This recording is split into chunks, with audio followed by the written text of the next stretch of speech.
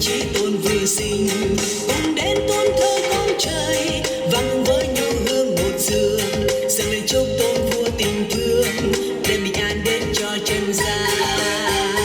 Mừng Noel nhớ về Bethlehem chùm chiến xưa Giêsu hạ sinh tiếng Maria số sẽ vui ngập tràn trong con thơ trong mắt răng tôi tàn thật hồn nhiên ai trong vô thiên đàng muôn thiên bên bao tiếng ca rộn ràng vinh tai xây cháy vinh đời đời đầy hạnh phúc cho chân gian.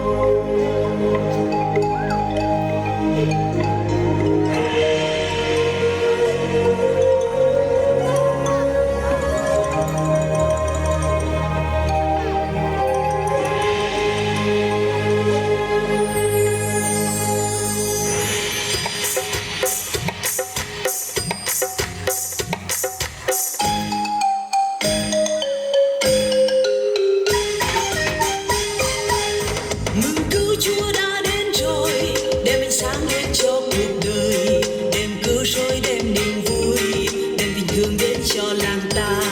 Mừng cứu Chúa đã sáng trần, bao câu hát ngân vang nhịp nhàng, hoặc tiếng chim ca rộn vang, buôn làng ta đón vua bình an.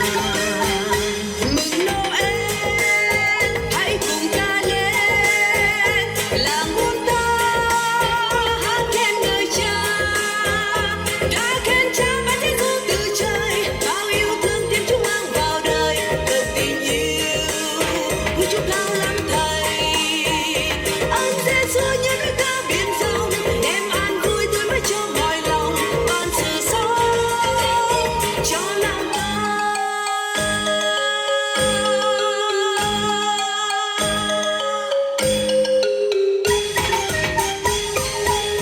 Theo ánh sao lạ dẫn đường, nhà thông thái đông ba tìm Ngài, từ chốn rất xa miền Đông, mong gặp vua chí tôn vừa sinh.